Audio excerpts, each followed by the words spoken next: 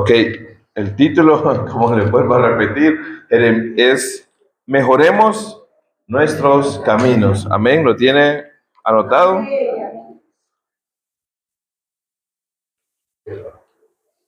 Y vamos a leer, hermanos, Jeremías capítulo 7.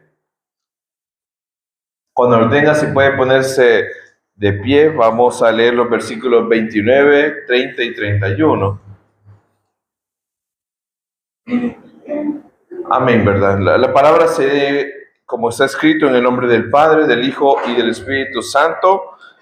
Corta tu cabello y arrójalo, y levanta llanto sobre las alturas, porque Jehová ha aborrecido y ha dejado la generación objeto de su ira. Porque los hijos de Judá han hecho lo malo ante mis ojos, dice Jehová, pusieron sus abominaciones en la casa sobre la cual fue invocado mi nombre, amancillándola, y han edificado los lugares altos de Tofet, que está en el valle del hijo de Hinnom, para quemar al fuego a sus hijos y a sus hijas, cosa que yo no les mandé, ni subió en mi corazón. Ore conmigo, hermanos. Gracias, Señor, gracias por tu misericordia. Hemos cantado, Señor, hemos adorado, hemos hecho nuestras peticiones, nuestras necesidades a ti. Señor, ahora permítenos aprender más de tu palabra, aprender más de tu soberanía, aprender más de tus atributos. Señor, tú eres excelso, Señor. Gracias porque tú nos permites conocerte más a ti por medio de tu palabra. Ahora, Señor, permítenos reflexionar sobre qué tipo de adoración estamos dándote a ti, Señor. Gracias por mis hermanos. Bendice al pastor, a los líderes y a cada miembro. En nombre de Jesús, amén y amén.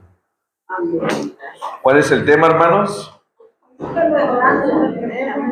Mejoremos nuestros caminos. Hermanos, la idea es que nosotros hagamos una reflexión al analizar el texto de Jeremías 7. Note, hermanos, que vamos a hacer un repaso de todo el capítulo para poder entender por qué es lo que leímos, que son palabras de Dios hacia el profeta Jeremías. Pero para eso, hermanos, quiero hacerles una introducción. Recuerdo, hermanos, los hermanos que conocen mi familia saben que mi papá es pastor.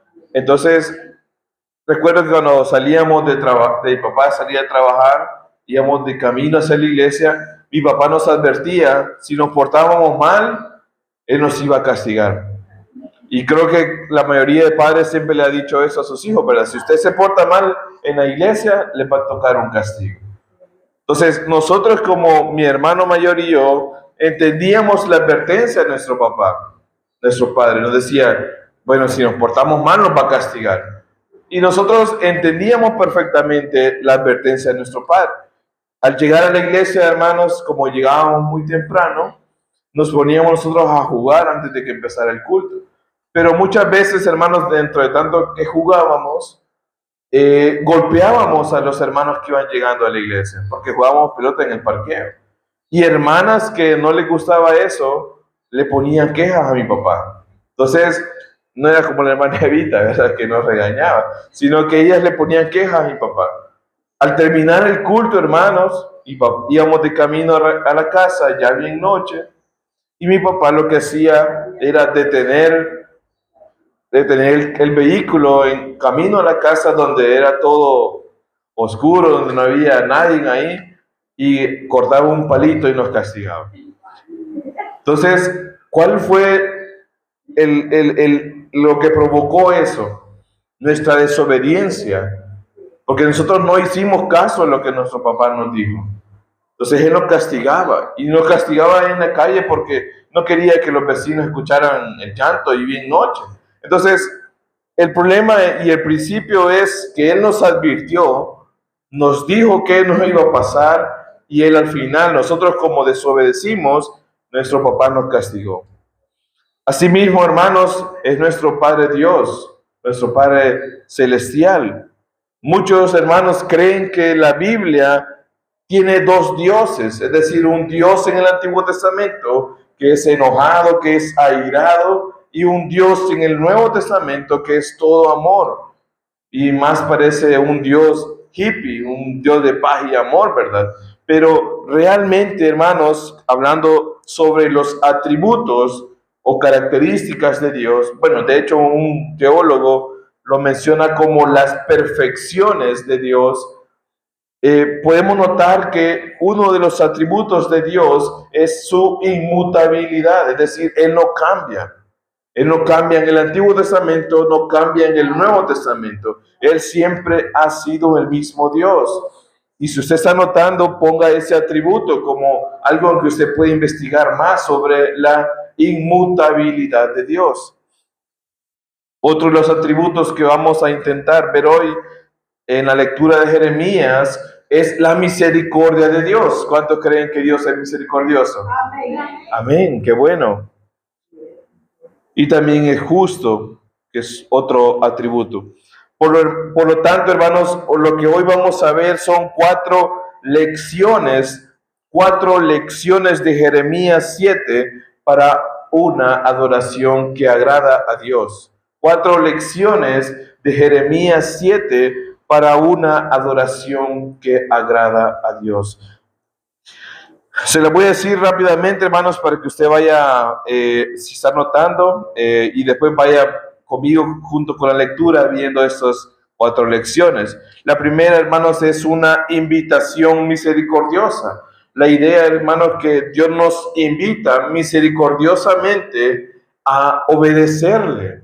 Él como Padre nos invita a que nos portemos bien, a que obedezcamos sus mandatos. Es una invitación amorosa o misericordiosa. La segunda lección es una advertencia solemne. El Señor nos advierte de lo que nos puede pasar si nosotros desobedecemos sus mandatos. Una advertencia solemne. Después está, según Jeremías 7, una respuesta obstinada. Es decir, el pueblo de Israel tuvo una respuesta necia ante los mandatos de Dios. Una respuesta obstinada. Esa sería la tercera. Y la cuarta sería el límite alcanzado. Note que cuando mi papá nos castigó es porque llegamos al límite, porque él ya no podía permitir que ese comportamiento rebelde de nosotros continuara. Entonces, asimismo, Dios tiene un límite y que llega a su tope. Entonces, llega a ese límite.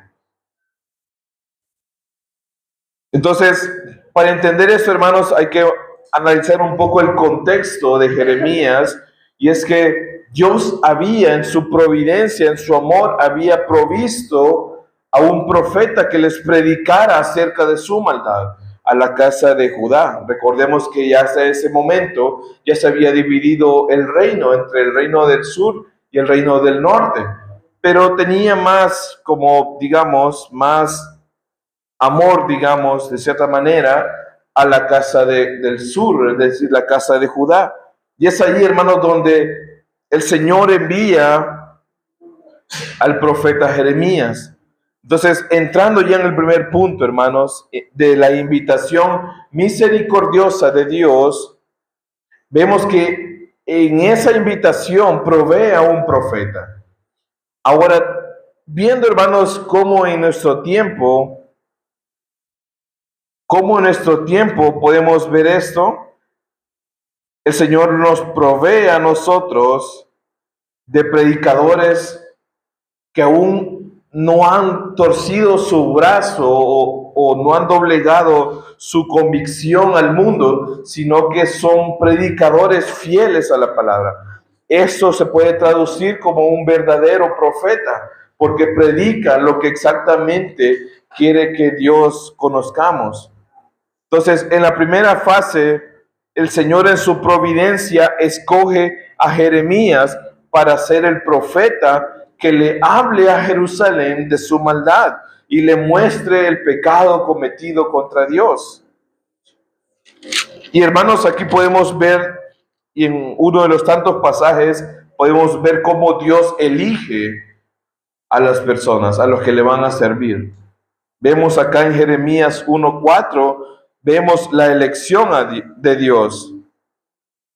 Vamos a leerlo rápido. Dice, vino pues palabra de Jehová a mí diciendo, antes que te formase, y note cuando Dios elige a Jeremías, antes que te formase en el vientre, te conocí, y antes que naciese te santifiqué, te di por profeta a las naciones.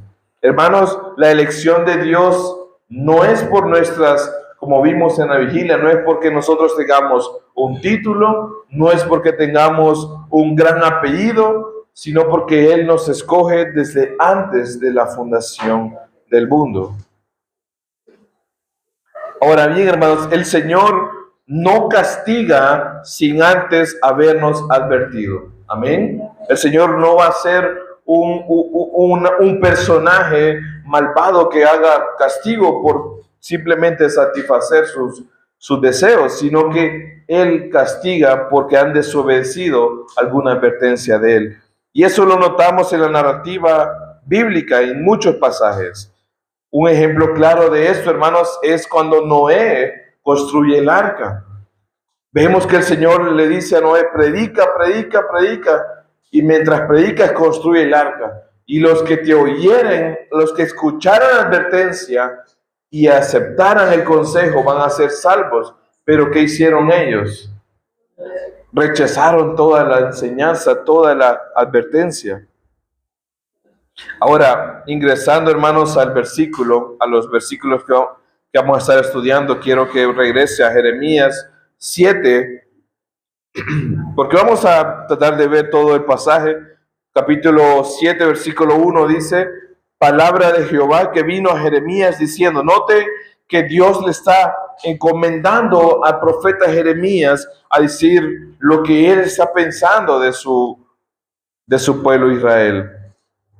Ahora, versículo 2, ponte, le dice a Jeremías, a la puerta de la casa de Jehová y proclama allí esa palabra y di, oíd palabra de Jehová, todo Judá, los que entráis por esas puertas para adorar a Jehová. Si usted se pregunta, hermanos, ¿cuál sería el lugar donde Dios manda a Jeremías? Mire, hermanos, es a la puerta de la casa de Jehová. ¿Quiénes entraban ahí, hermanos? Note que según el versículo dice, los que entráis por estas puertas para adorar a Jehová, oíd palabra de Jehová, todo Judá. Es decir, todos los que tenían que hacer sacrificios, tenían que cruzar esa puerta. ¿Será que eran personas que desconocían la ley de Dios? ¿Serán personas que eran ignorantes, eran paganos? No, eran personas que conocían de Dios, conocían de su existencia, conocían de su santidad, pero Dios le dice, predica en la entrada del templo. ¿Cuál es la realidad de lo que podemos seguir viendo?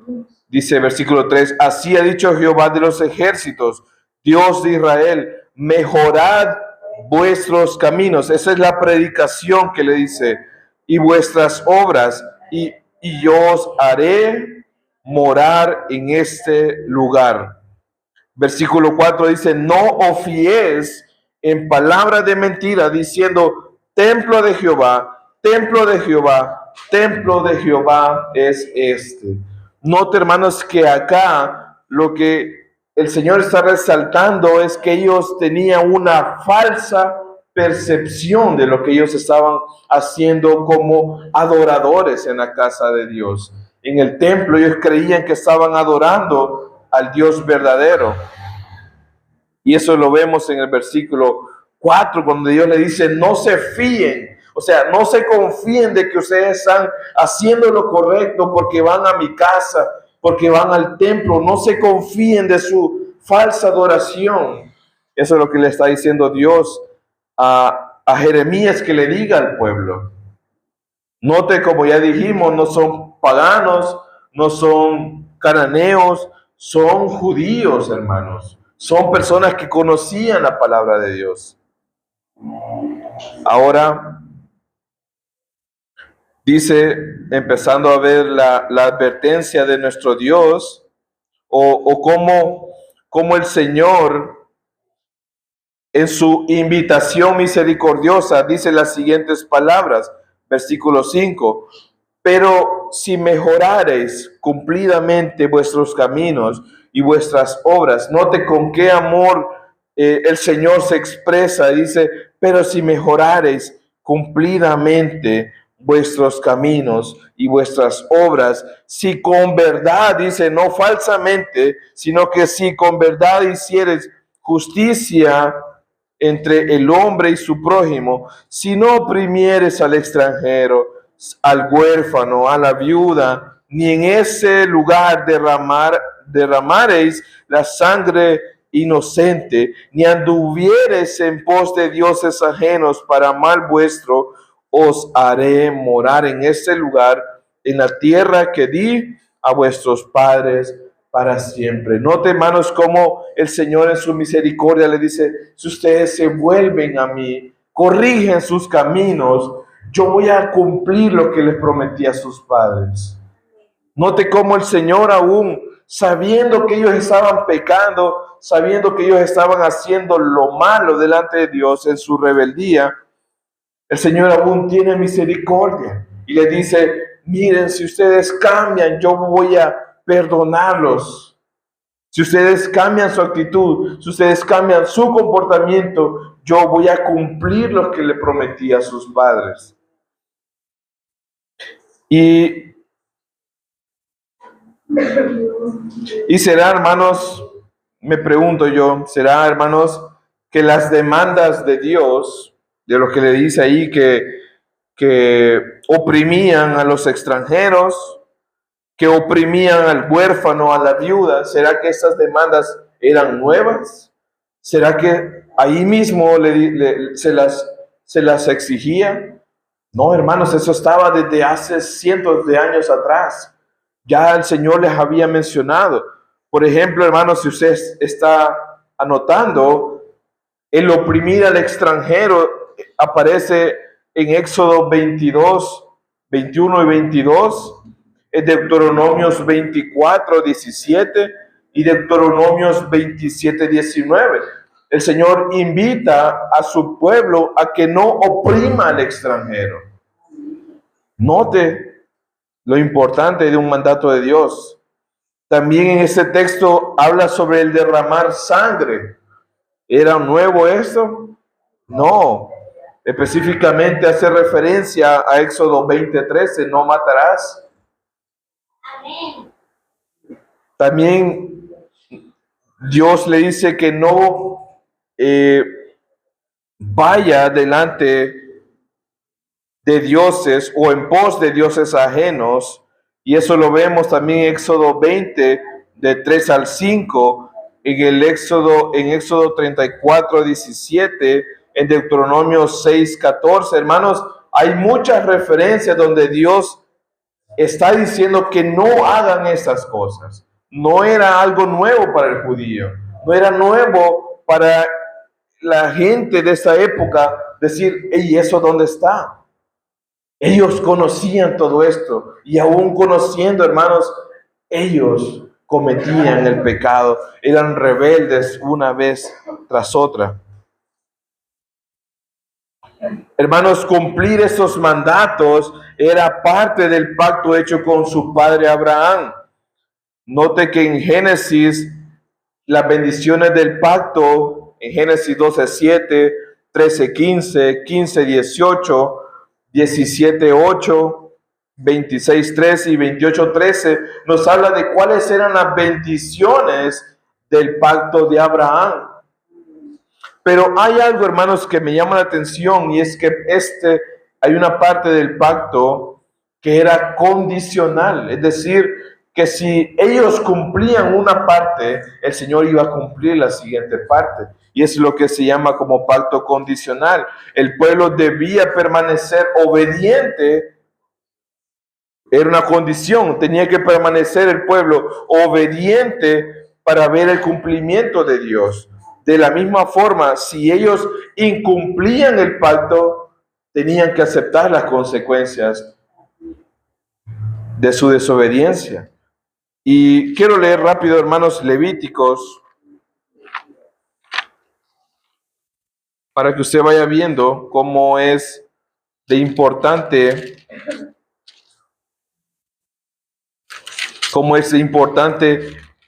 el pacto condicional. Levíticos capítulo 26.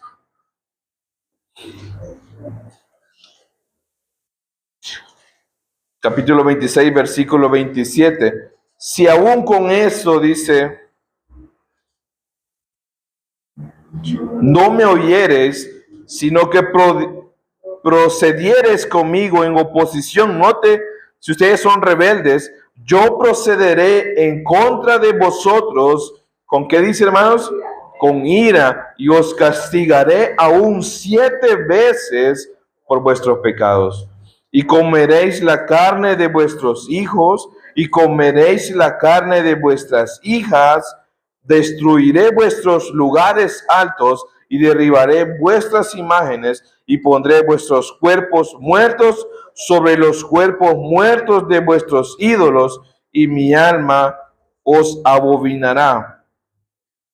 Versículo 31. Haré desiertas vuestras ciudades y asolaré vuestros santuarios, y no oleré la fragancia de vuestro suave perfume. Asolaré también la tierra y se pasmarán por ello, pues, y a vosotros os esparciré entre las naciones, y desenviaré o desenvainaré espada en pos de vosotros, y vuestra tierra estará asolada y desierta vuestras ciudades. Nota, hermanos, cómo ellos ya conocían las consecuencias de su pecado. Y no son palabras sencillas. No es como cuando un padre le dice, mira, si te portas mal, te quito el teléfono. No, eran palabras serias, hermanos. Iban a ser asesinados, iban a ser desolados. Miren, hermanos, qué castigo más terrible. Es por eso, hermanos, que el Señor ya les había dicho lo que no quería y las consecuencias de sus actos pecaminosos. No estaban ignorantes a la ley. Ahora, dice el versículo 8, note cómo es dice versículo Jeremías 7:8, he aquí, vosotros confiáis en palabras de mentira que no aprovechan. Y note qué es lo que ellos estaban haciendo. Versículo 9, hurtando, matando, adulterando, jurando en falso e incensando a Baal, andando tras dioses extraños que no conociste. Y note aquí la pregunta que Dios le dice: vendréis y os pondréis delante de mí en esa casa sobre la cual es invocado mi nombre, y diréis, librados somos para seguir haciendo todas estas abominaciones. Note, hermanos, cómo el Señor les dice, ustedes están pecando, y no son pecados, como decimos, pecados piadosos, sino que están hurtando, están matando, están adulterando, están jurando en falso, están adorando otros dioses. Dice en el verso 8 y 9, parece que ellos pecaban y confiaban que todo estaba bien. Tenían una vida totalmente pagana, creyendo que Dios no se daría cuenta. No se daría cuenta. ¿Cómo, hermanos, podemos pensar eso? O ellos cómo pensaban que Dios no se iba a dar cuenta de su condición pecaminosa. Quizás pensaban que Dios es todo amor, como ahora se escucha, ¿verdad? No, es que Dios es bueno, Dios es bondadoso. ¿Cómo me va a castigar a mí si yo soy su creación? Hermanos, esa es una falsa idea. Y que piensan ellos también que nunca los iba a castigar. Pero mire lo que dice el versículo 10 al 12.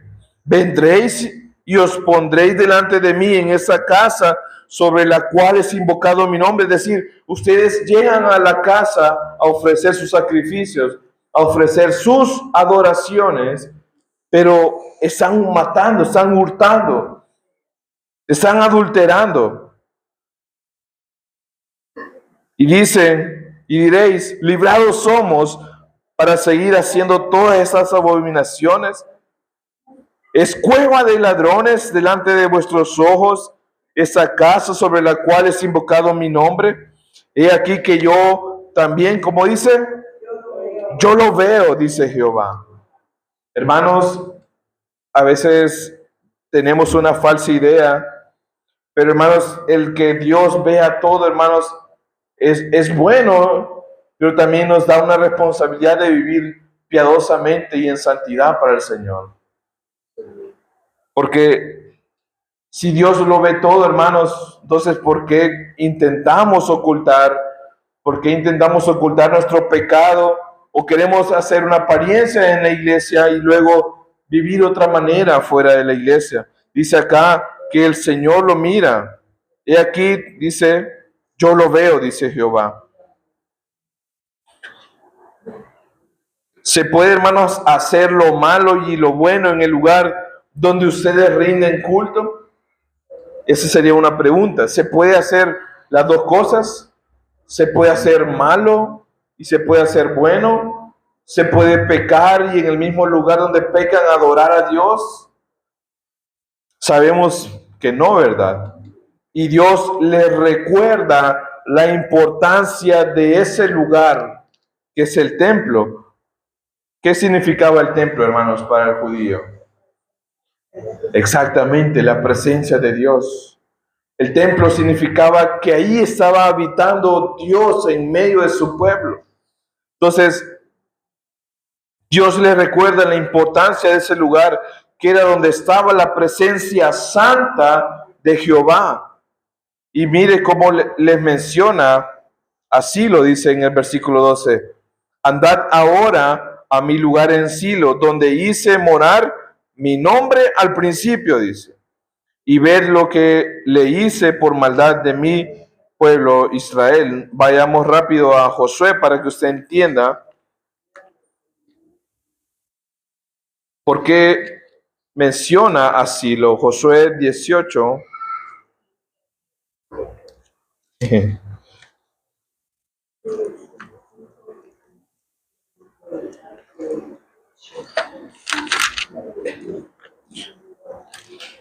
Noten el versículo 1, dice, toda la congregación de los hijos de Israel se reunió, ¿dónde? En Silo, y erigieron allí el tabernáculo de reunión después que la tierra les fue sometida. Es decir, hermanos, lo que está diciendo acá es que después de que ellos recibieron la tierra por heredad, ellos en asamblea se reunieron como pueblo y dijeron, aquí vamos a edificar el templo o el lugar para nuestro Dios. Entonces, por eso Jeremías anota esto y las palabras del Señor dice, andad ahora a mi lugar en Silo, donde hice morar mi nombre al principio. Dice que al principio Dios estaba ahí en ese momento, en ese lugar. Pero dice en versículo más adelante, y ver lo que hice más adelante en la historia, lo que le pasó a ese lugar. Ahora, versículo 13 dice, ahora pues, por cuanto vosotros habéis hecho todas estas obras, dice Jehová, y aunque os hablé desde temprano y sin cesar no oísteis y os llamé y no respondisteis. Ve, hermanos, cómo el pensamiento de estos estaba mal. Versículo 4, que ellos confiaban en su palabra diciendo, templo de Jehová, templo de Jehová, templo de Jehová es este. Ellos creían que ahí era el templo y sí, verdaderamente era un lugar físico que ellos habían apartado para demostrar, pero la presencia de Jehová ya no estaba con ellos. Entonces, Dios ahora le dice que la casa de Judá le va a ocurrir lo mismo que ocurrió anteriormente. Ahora entramos al siguiente punto, hermanos, que es la advertencia solemne. La sentencia, hermanos, es lo que les iba a pasar si desobedecían, aunque desde el inicio ya sabían ellos que el Señor, pero el Señor les recuerda con más detalles. Vea el versículo 15 de Jeremías 7. Os echaré, dice, de mi presencia, como eché a todos vuestros hermanos. Y hace referencia a lo que ocurrió en Silo, a toda la generación de Efraín. Tú, pues, le dice a Jeremías, no ores por este pueblo, ni levantes por ellos clamor ni oración, ni me ruegues, porque no te oiré. Hermanos, en el verso 16 notamos que las palabras incluían incluso al profeta Jeremías, que nada de lo que Jeremías pudiera hacer podrá detener la ira de Dios. Como ya vimos en el versículo 13, dice, vosotros habéis hecho todas estas obras, y aunque os hablé desde temprano y sin cesar, no oísteis, y os llamé y no respondiste. El Señor le está diciendo a Jeremías, aunque te pusieras a llorar, aunque te pusieras a hacer esto, yo ya tomé mi decisión, los voy a castigar.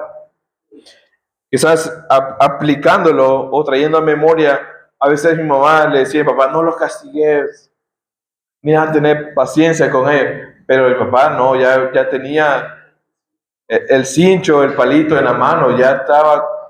Entonces, de la misma manera, hermanos, es Dios. Si nosotros desobedecemos a Dios, Él está para castigar. El Señor cumple su palabra. Entonces, ellos no quisieron escuchar a Dios y Jeremías era un intercesor en cierto sentido del pueblo de Israel. Ahora, veamos que le dice, ¿verdad? Que no ruegue por ellos. Versículo 17 dice, ¿no ves lo que estos hacen en las ciudades de Judá y en las calles de Jerusalén? O sea, Dios le dice a Jeremías, ¿no estás viendo lo que están haciendo y aún así me estás pidiendo que los perdone?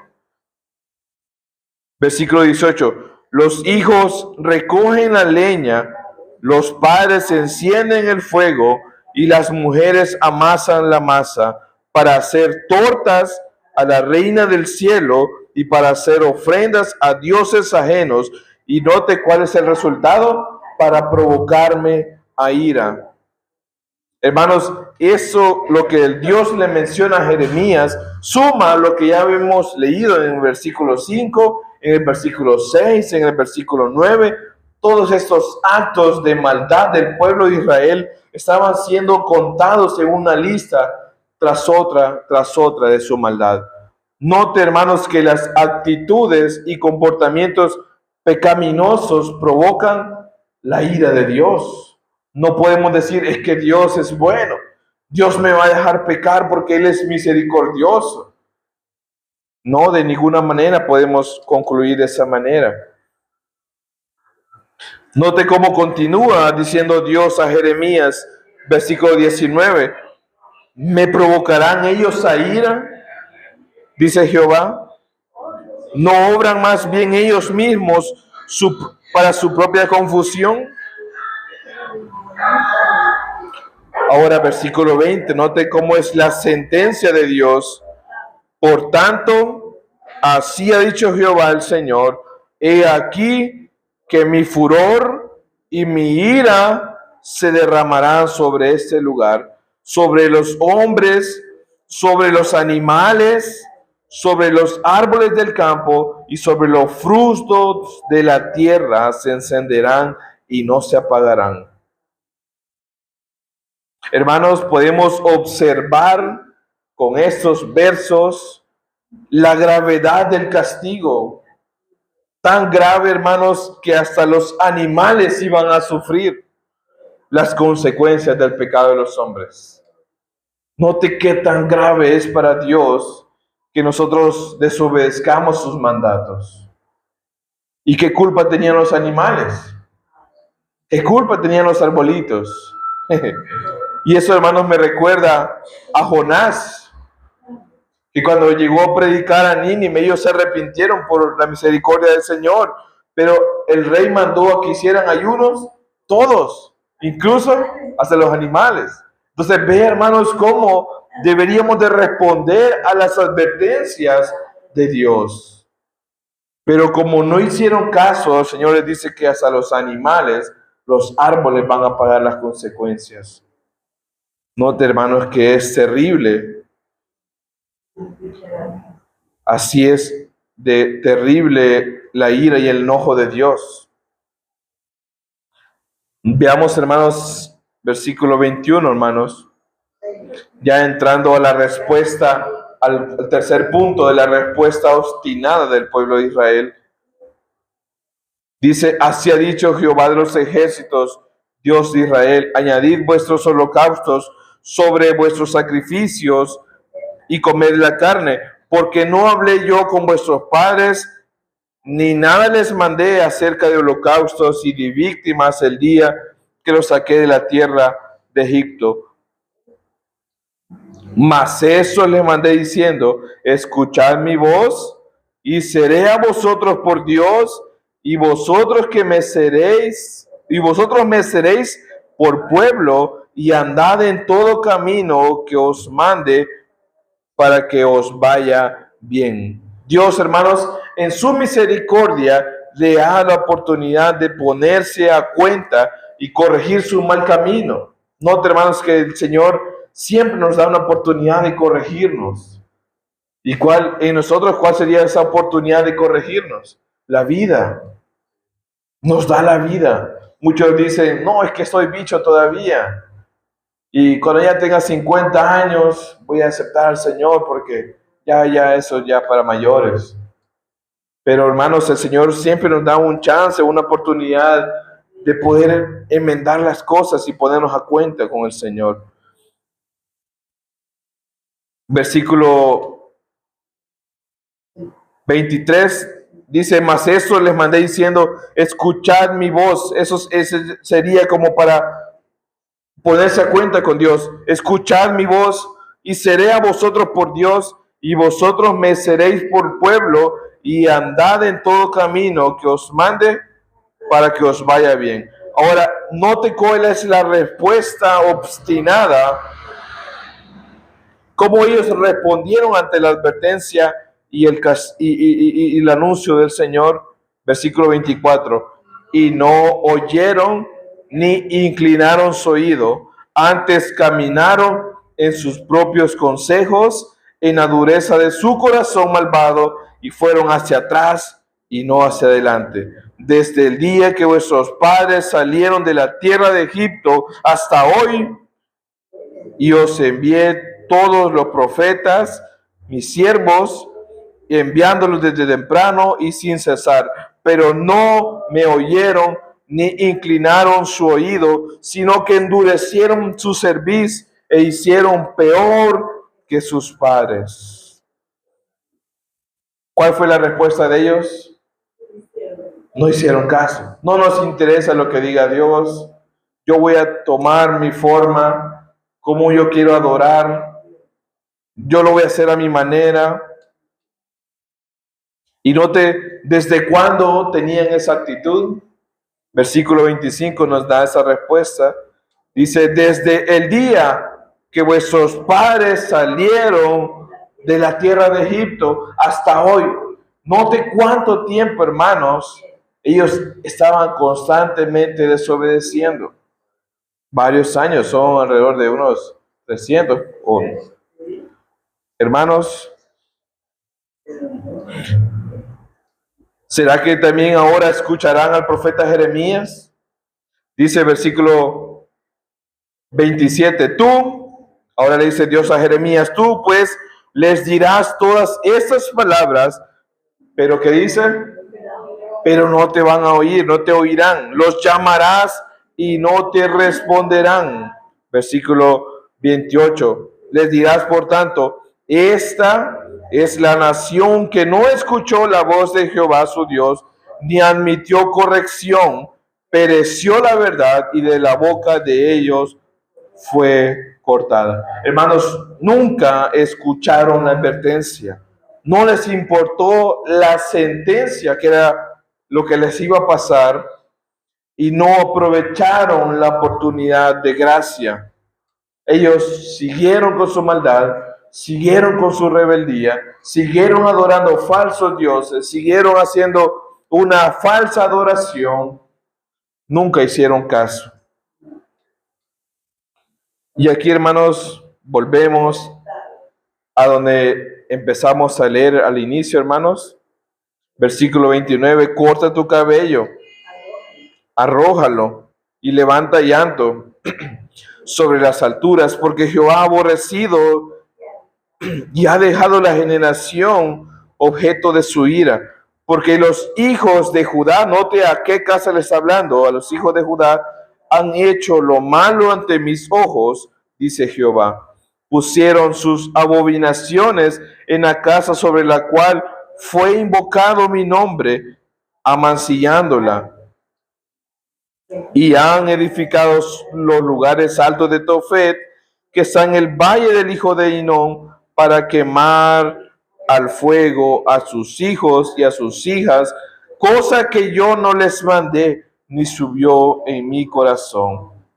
Lo que le pide a Jeremías, hermanos, es una señal de dolor y de sufrimiento. El cortarse el cabello era a raíz del castigo que ellos iban a recibir, del dolor que ellos iban a sufrir como nación. Le dice, córtate el cabello, porque iba a pasar un terrible lamento el profeta. Dios incluso, hermanos, le pide a Jeremías que llore por Israel, porque va a sufrir la ira del Dios Santo. Y por eso, hermanos, y aquí me causa gracia, porque desde niño vengo escuchando que Jeremías se conoce como el profeta llorón. Pero con razón, hermanos, con tanta razón, es por eso que ese profeta se considera el profeta llorón, ya que le tocó, hermanos, ver todos los pecados de Judá y ver también todo el castigo que iba a sufrir. Hermanos, si usted quiere saber más sobre ese profeta llorón, vea todo el capítulo de Jeremías. Lea incluso Lamentaciones, que se cree que es de su autoría, y va a entender por qué le pusieron ese apodo. Ahora, hermanos, entrando al cuarto punto del mensaje, el límite alcanzado, y es donde ya el Señor ya llegó su paciencia, donde el límite del Padre ya está al tope. Note el versículo 32. Por tanto dice, he aquí vendrán días, ha dicho Jehová, en que no se diga más Tofet, ni valle del hijo de Hinnom, sino ahora le van a decir valle de la matanza, y serán enterrados en Tofet por no haber lugar, y serán los cuerpos muertos de este pueblo para comida de las aves del cielo y de las bestias de la tierra, y no habrá quien las espante. Y haré cesar de las ciudades de Judá y de las calles de Jerusalén la voz de gozo y la voz de alegría, la voz del esposo y la voz de la esposa, porque la tierra, ¿qué dice? Será desolada. Hermanos, Dios cumple su palabra. Si Él dice algo, estemos seguros, hermanos, que lo va a cumplir. Y eso, hermanos, lo podemos, eso igual, la promesa de Dios lo podemos ver para que confiemos en Él. Pero así como confiamos en el Señor de las cosas buenas que Él nos puede prometer, también tengamos cuidado de que Él también va a cumplir su palabra cuando nos advierte de nuestra desobediencia. Esto puede ser tanto en lo bueno, hermanos, para una bendición nuestra, como para el mal nuestro, desde una desobediencia para castigo. ¿Cómo se imaginan que será el castigo de Dios para un pueblo rebelde? ¿Cómo piensan ustedes que sería un castigo merecido para un pueblo rebelde? Aquí me pongo a pensar que los castigos de mis padres y quizás muchos de ustedes han tenido castigos muy severos. ¿Será que Dios puede ser blandito, como dicen muchos? ¿Puede ser Dios blandito ante el pecado? ¿Será que Dios tolera el pecado? No, hermanos, la santidad de Dios no permite una tolerancia al pecado. Y yo no creo que pueda ser así, es lo que hemos leído. Pero Dios dice, ya no se llamará Tofet, que es un lugar geográfico, sino que se va a llamar Valle de la Matanza, como dice en el versículo 32. Pero si nos quedamos con eso, hermanos, para comprender un poco mejor esta palabra, hermanos, podemos irnos rápido a segundo libro de Crónicas, para que entendamos qué hacían o qué significa Tofet, qué hacían, aunque ya lo leímos. Segundo libro de Crónicas 28, versículo 1, dice, de 20 años era Acaz, es uno de los reyes, cuando comenzó a reinar, y 16 años reinó en Jerusalén. Mas, dice, no hizo lo recto ante los ojos de Jehová como David su padre. Antes anduvo en los caminos de los reyes de Israel, y además de eso, hizo imágenes fundidas a los Baales. Quemó también incienso en el valle de los hijos de Hinón. Note que en Jeremías también lo leímos, que eran el valle de los hijos de Hinón.